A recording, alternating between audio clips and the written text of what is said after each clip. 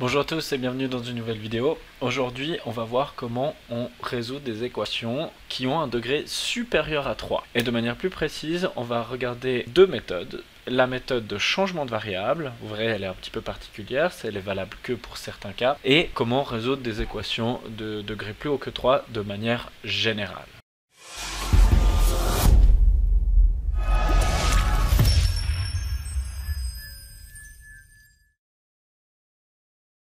On commence alors avec la méthode de changement de variable. Alors attention, j'avais dit que c'est utilisable que dans certains cas et c'est seulement lorsque le degré des différents termes du polynôme sont pairs. S'il y a ne serait-ce qu'un terme avec un degré impair, on ne peut pas utiliser la technique de changement de variable. Et le but, bien sûr, c'est de se ramener à une équation du deuxième degré. Principalement, vous verrez, c'est ça qui va apparaître dans vos exercices le plus souvent, ou du troisième degré plus rare. Et si on arrive à une équation du deuxième degré, eh bien on sait comment continuer. Et pareil pour le troisième degré, mais pour ça, il faut que vous ayez vu la vidéo précédente sur les équations du troisième degré, justement. Alors on va tout de suite prendre un exemple, car le but du changement de variable, ce sera de poser et de changer la variable qui est normalement des x en y et de la manière suivante. On va transformer tous les x carrés en y, tout simple, comme ça. Ça va être le changement de variable que vous allez faire qui est le plus fréquent dans les exercices. Donc on va tout de suite voir un exemple qui est le suivant. Donc si on se retrouve avec une équation du type x puissance 4 moins 5x carré plus 6 égale 0. Et bien là, on se rend compte que on a une équation qui est ni de degré 3 ni de degré 4 et du coup justement il va falloir utiliser une autre méthode et cette méthode c'est le changement de variable et elle est applicable parce que justement tous les termes il n'y a pas de degré de x qui est impair. Donc ici x puissance 4 c'est bien degré pair et x puissance 2 c'est bien degré pair également. Et donc on va faire ce fameux changement de variable. Alors ça veut dire que l'équation elle va se transformer en x carré, je le remplace par y. Donc x puissance 4, c'est y carré, tout simplement. Donc je vais le noter là. Si je mets cette équation au carré, c'est que x puissance 4 égale à y carré. Et donc je vais remplacer comme ça. Donc x puissance 4 va être remplacé par y carré, moins 5. Et ici, eh bien, x carré est égal à y, donc y plus 6 égale à 0. Donc ça, c'est ce qu'on appelle un changement de variable. Je suis passé de la variable x à la variable y, avec une petite ruse comme ceci. Et une fois qu'on arrive à là, eh bien, on arrive à une équation du deuxième degré. Et donc, on utilise la méthode que l'on préfère pour résoudre cette équation. Si je vais utiliser donc la factorisation, et on obtient y moins 2 fois y moins 3 égale à 0. Et là, on voit que ça revient à résoudre deux équations qui sont donc y moins 2 égale 0 et y moins 3 égale 0. Et si je résous, ça nous donne donc y égale à 2 et y égale à 3. Et à ce moment-là, eh bien, on fait le changement de variable inverse, parce que le but c'était quand même de résoudre pour x et non pas pour y. Et là, vu qu'on sait que y égale à x carré, eh bien, ça va être très simple. On remplace simplement, on a x carré égale 2 et x carré égale 3. Et qu'est-ce qui se passe? La première, ça veut simplement dire que x est égal à plus ou moins racine carrée de 2. Et la deuxième, que x égale à plus ou moins racine carrée de 3. Et vous voyez qu'on a plus de solutions que si on avait juste fait pour y. Donc attention, dernière étape, on n'oublie pas de bien résoudre pour x. Et ici c'est très facile, on a juste mis à la racine carrée. Et attention, racine carrée implique deux solutions, la positive et la négative. Finalement, on a donc les quatre solutions qui sont dans l'ordre moins racine de 3, moins racine de 2, racine carrée de 2 et racine carrée de 3. Et on a donc résolu une équation de degré 4. Mais vous voyez qu'avec un petit changement de variable, c'est très facile. Donc on va voir encore deux autres exemples qui sont les suivants. Alors, comme d'habitude, on va effectuer ici le changement de variable x carré égale à y. Pourquoi? Parce que l'on voit qu'il y a des degrés qui sont uniquement pairs, donc on peut le faire. Et qu'est-ce que ça va donner? Eh bien, que comme avant, on a donc aussi que x4 est égal à y carré. Et donc, y carré plus y moins 2 égale à 0. Maintenant, je vais factoriser.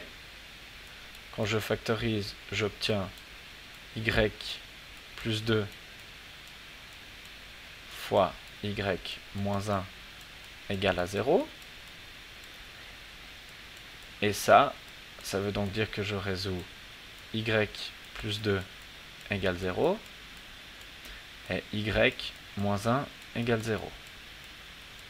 Et vous voyez que en resubstituant en arrière, parce que je répète, on veut les solutions pour x et non pas pour y, donc on va remplacer y par x carré, on fait un peu un aller-retour si on veut bien, eh bien on a que x carré doit être égal à moins 2 pour la première, et x carré doit être égal à 1 pour la deuxième. Alors, attention, vous voyez que ici, pour celle-ci, x carré égale moins 2, ça ne va pas être possible parce qu'un carré n'est jamais négatif. Donc ici, il n'y a pas de solution.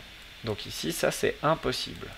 Vous voyez, des fois le fait de revenir en arrière, on se rend compte qu'il n'y a pas forcément plus de solutions. Et ici, ça va être facile parce qu'il suffit de prendre la racine carrée et on obtient que x égale à plus ou moins 1. Pourquoi? Parce que la racine carrée de 1, eh bien ça fait 1. Et donc les solutions sont moins 1 et 1. Et voilà, c'est toujours comme ça qu'on va procéder. On refait, donc ici pareil, on va faire x carré égale y, et bien sûr x4 égale à y carré. Et donc, on remplace, ça va nous donner y carré plus 3y plus 2 égale à 0. De nouveau, moi je vais factoriser ici. Donc on aura y plus 2 fois y plus 1 égale 0. Et là, les deux équations que l'on doit résoudre sont y plus 2 égale 0 et y plus 1 égale 0. Qu'est-ce qu'on obtient? Eh bien, en remplaçant, donc on retourne en arrière, on obtient que x carré doit être égal à moins 2 et x carré égale moins 1. Donc deux équations différentes. Et vous voyez tout de suite, en comparant même avec l'exemple précédent, que ceci est impossible pour les mêmes raisons. Et bien sûr, x carré égale moins 1, c'est impossible également. Parce que, comme avant, un carré ne peut jamais être négatif. Donc ce sera impossible. Et ici, les solutions, eh bien, il n'y en a pas. Et voilà, j'ai quand même résolu cet exemple-là. Pourquoi? Parce que j'ai dit qu'il n'y avait tout simplement pas de solution. C'est impossible que cette chose soit égale à 0. Voilà donc pour les degrés 4, lorsque il n'y a que des degrés pairs et que l'on peut faire le changement de variable. Maintenant, on va voir de manière générale quand il y a un degré 4, mais il n'y a pas que des degrés pairs. Comment est-ce qu'on procède? Eh bien, la manière, c'est comme la vidéo précédente sur la résolution des équations du degré 3, eh bien, c'est de tâtonner pour trouver un 0 et effectuer une division euclidienne. Et bien sûr, le 0, il faut d'abord le chercher parmi les diviseurs du nombre constant qu'il y a dans l'équation. Donc ce sera plus clair avec un exemple. Ici, c'est très important que vous ayez vu la vidéo précédente pour pouvoir bien suivre comment est-ce qu'on fait ici. Exemple, on a x puissance 4 moins 15 x carré moins 10x plus 24 égale 0. Alors ici, bien sûr, on ne peut pas faire la même méthode que précédemment. Pourquoi? Parce qu'il y a le x ici qui est à la puissance 1 et qui est donc un degré impair. Et donc tous les x n'apparaissent pas à des degrés pairs. Donc on ne peut pas utiliser. Ce qu'il faut faire du coup, c'est faire une division euclidienne pour se ramener à une équation du troisième degré, puis refaire une division euclidienne pour arriver au deuxième degré et factoriser, ainsi de suite. C'est juste qu'on va faire la même méthode que la vidéo précédente, sauf qu'on va l'effectuer une fois de plus. Et donc on va chercher parmi les diviseurs de 24, et on va commencer par tester la valeur 1. Donc qu'est-ce que ça fait si on remplace x par 1? Alors ça nous donne 1, moins 15, moins 10, plus 24. Et vous voyez que ça nous donne bien 0. Pourquoi? Parce qu'on a 1 plus 24 qui donne 25, et moins 15, moins 10 qui donne moins 25. Donc c'est bien égal à 0. Donc on va utiliser 1 pour factoriser ceci, et on va le faire de deux manières différentes. On va le faire avec le tableau, puis avec la division euclidienne standard. Avec le tableau, on fait donc comme ceci. Donc le coefficient du degré le plus élevé d'abord, donc 1. Puis 0 pour le degré 3. On n'oublie pas, il n'y avait pas de degré 3 ici. Puis moins 15 pour le degré 2. Moins 10 et 24. Puis on fait notre fameux rectangle.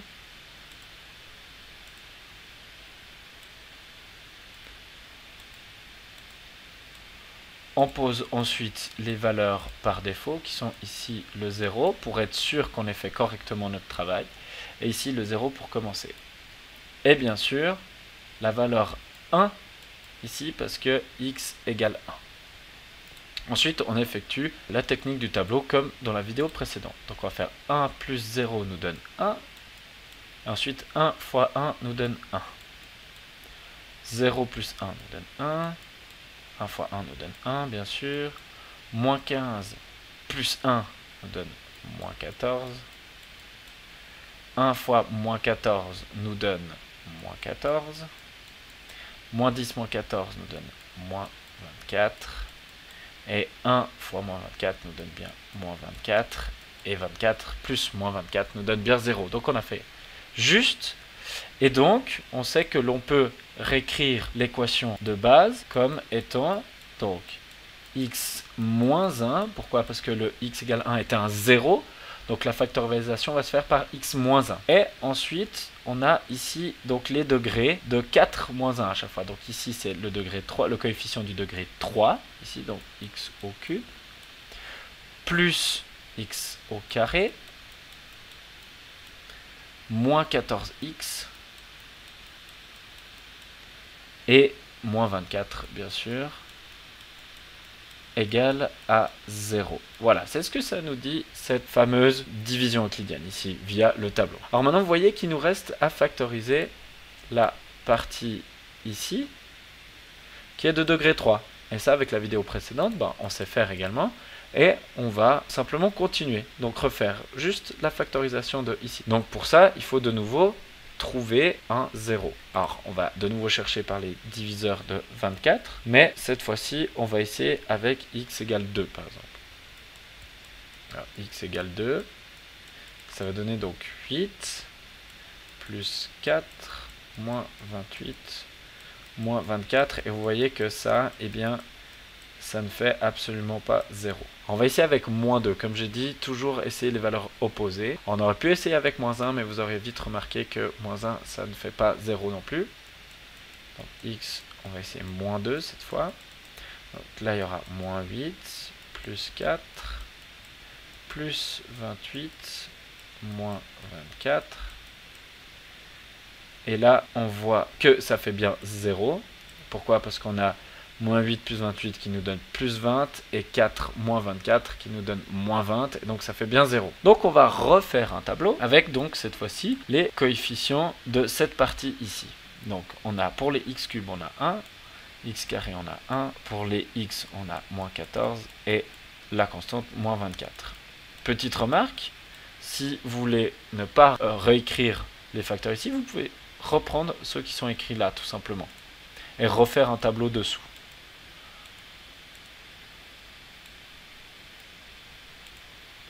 Voilà, donc comme d'habitude, on fait notre tableau, on note les valeurs par défaut, 0, 0, et ici, bien sûr, on va noter moins 2, parce que c'est bien x égale moins 2 qui donne le 0. Et ensuite, on refait. Donc 1 plus 0 nous donne 1, moins 2 fois 1 nous donne moins 2, 1 plus moins 2 nous donne moins 1, moins 2 fois moins 1 nous donne plus 2, moins 14 plus 2 nous donne moins 12, et si moins 2 fois moins 12 nous donne bien 24, et moins 24 plus 24 nous donne bien 0. Donc on a fait juste, et ce que ça veut dire, c'est qu'on peut réécrire l'équation comme étant donc x moins 1, on le garde. Cette fois-ci, c'est x plus 2, parce que le 0, c'est moins 2. Donc quand on remplace là, moins 2 plus 2, ça fait bien 0. Et ici, on a donc les coefficients qui restent, donc x carré, moins x, moins 12, égale à 0. Et là, il ne nous reste plus qu'à factoriser le x carré moins x moins 12. Et vous verrez que avec une simple factorisation, on va obtenir que c'est équivalent à x moins 1 fois x plus 2 fois x moins 4 fois x plus 3 égale à 0. Et donc, nos solutions sont très simples une fois qu'on a écrit l'équation sous cette forme factorisée, car elles sont donc moins 3, moins 2, 1 et 4. Et on a fini. On a donc résolu l'équation de degré 4 ici sans utiliser le changement de variable. Et vous pouvez voir donc que cette méthode, avec le tâtonnement en trouvant 0, elle s'applique à n'importe quel degré. On peut faire ça pour les degrés 5, 6, 7. C'est pour ça que c'est si important la division euclidienne, il faut la maîtriser parce qu'on doit peut-être la faire plusieurs fois d'affilée. Après, une fois qu'on maîtrise, c'est assez facile, c'est juste peut-être un peu de plus en plus long le problème. Mais globalement, c'est faisable. Maintenant, je vais juste faire une des divisions euclidiennes, qui est la première que j'ai faite ici, mais de manière traditionnelle, juste pour rappel. Donc, nous avions x puissance 4. Ensuite, on laisse un peu de place pour le x puissance 3 égale 0. On avait moins 15 x au carré, moins 10 x plus 24. Et nous, on voulait diviser donc par x moins 1. Pourquoi? Parce que c'était 1 qui était un 0. Donc ici, on va mettre x moins 1.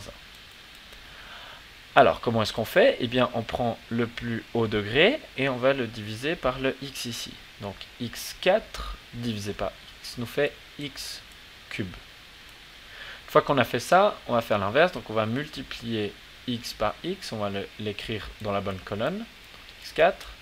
Et x cube fois moins 1. On l'écrit dans la bonne colonne. Et vous voyez, heureusement qu'on a laissé un peu de place. Comme ça, on peut écrire moins x cube ici. Et qu'est-ce qu'on va faire ici maintenant? On va simplement soustraire. Une fois qu'on a soustrait, x4 moins x4 nous donne rien du tout. Et 0, x3, si on veut, moins qui donne plus, va nous donner plus x cube. Ensuite, on recopie, moins 15x carré, moins 10x, plus 24. Voilà, et on refait. Donc x cube divisé par x nous donne donc plus x carré. Et on recommence. Donc x carré fois x va nous donner x cube. X carré fois moins 1 nous donne moins x carré. Et on ouvre les parenthèses, on met un moins. Et on effectue. Ça va nous donner donc x cube moins x cube, rien. Moins 15x carré, moins, donc plus. Il va nous rester moins 14 x carré. On recopie, moins 10 x plus 24. On refait la division, donc moins 14 x carré divisé par x nous donne moins 14x. Ensuite, on multiplie à l'inverse, donc moins 14x fois x nous donne moins 14x carré. Ensuite, moins 14x fois moins 1 nous donne plus 14x. on soustrait, donc les parenthèses et le signe moins. On a donc moins qui devient plus, donc ici rien, donc ça fera moins 24x ici, parce que moins 10, moins plus 14, donc qui va donner moins, donc moins 10, moins 14, bien moins 24. Ensuite on recopie pour le dernier, plus 24. On refait la division, moins 24x par x qui nous donne simplement moins 24. Et du coup, vous remarquez directement que en multipliant, on aura moins 24x plus 24. Et lorsqu'on soustrait, il nous restera absolument rien.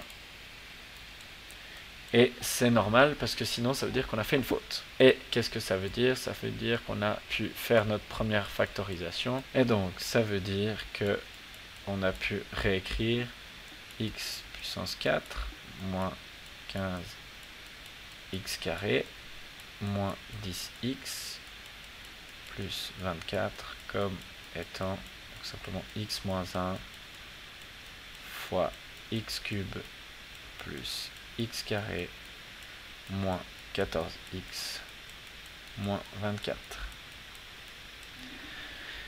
Et voilà, on a fait la première division euclidienne à titre d'exemple pour la première fois, et ensuite on refait simplement. Donc vous voyez quand même qu'on gagne et en place et en temps en faisant la méthode du tableau, mais après vous choisissez la méthode que vous préférez, avec laquelle vous êtes le plus à l'aise. Voilà, cette vidéo elle est déjà terminée, j'espère qu'elle vous aura aidé à comprendre comment on résout des équations de degrés plus élevés que 3, en utilisant soit le changement de variable, soit de manière générale, et bien sûr c'est applicable à des degrés encore plus élevés.